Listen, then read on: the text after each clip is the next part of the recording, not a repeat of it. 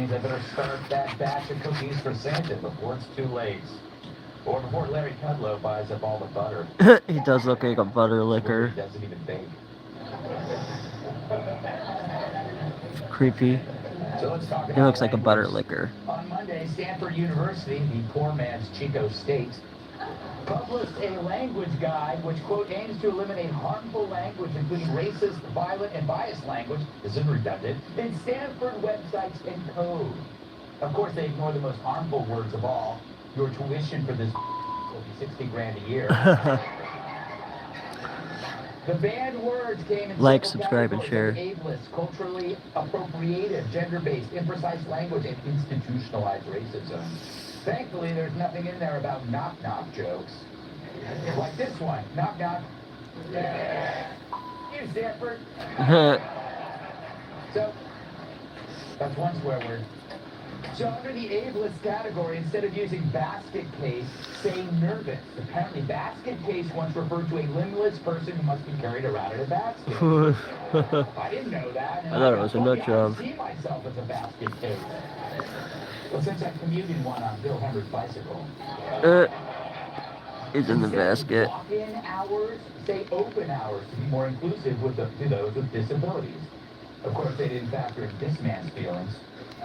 Christopher Walken. Get it? Walken. Walken. Solid. Thank you. Under imprecise language, instead of using the term American, say U.S. citizen. That's because American implies the U.S. is the most important country in the Americas. It is. Well, we all know it's really Canada. But even U.S. citizens, that'll be imprecise by the time Biden's done. Half the people in America won't be one. Yeah, ooh, red meat. Yum, yum. Instead of Karen, use demanding or entitled white woman. That's worse. But isn't using white a new form of institutionalized racism? I mean, imagine if it were reversed. Instead of saying Maxine, you'd say demanding or entitled black woman. You'd be canceled faster than a Chris Wallace talk show. Never over. Yeah. Don't say straight. Say heterosexual, because it implies anyone who's gay is bent, and therefore not normal. What? Especially if they have Peyronie's disease. Check out the Gutfeld show, everyone. Every night he's got good shows. That fire hydrant in 1989. Way better than dummy Stephen Colbert. They say... Uh-oh. The commercials on Fox all the time. They should have been banana. People know what I'm talking about. It's a carrot. It's a bent banana. It's a carrot. Yeah. Banana's already bent, Greg. They say to swap peanut gallery with audience or hecklers or critics instead, because the term refers to cheap seats in theaters where blacks sat during the vaudeville era.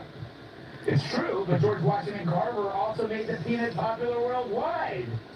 But hey, Stanford, thanks for bringing up something that most black or white people didn't even know was racist, and then giving us something else to fight about 90 years later. Thank you so much. That's okay. I don't need the applause. I'm healthy. Don't say thug, say suspect or criminal, because that's racist and thugs have feelings even as they mug you. Now let's just start calling them gentlemen. Did you see that gentleman sucker punch that 80-year-old Asian lady? I hope that gentleman doesn't rape again once they let him out. Oh, wow. Happy now, Stanford? Speaking of racism, no more brown bag. Just say lunch and learn. So now you can't call brown things brown, like a bag or a suit or your hair. Or do I have to refer to my shoes as lunch colored? Which they are when I get too drunk. Poops on him. I wonder if Hefty will have to change the name of their bags. Hefty. I mean, think about who that offends. Hefty. Remember that? Black Sheep is out to be replaced by Outcast, which is great if you're...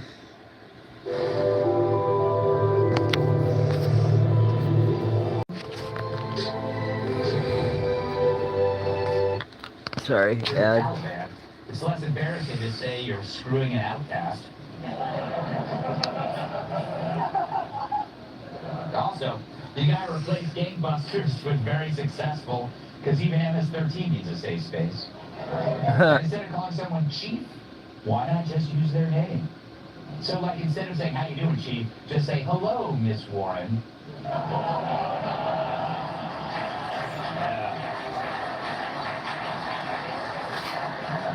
Probably should end there, but I won't.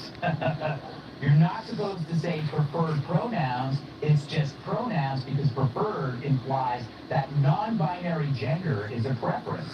So now it's not a preference. So we're back to being born that way.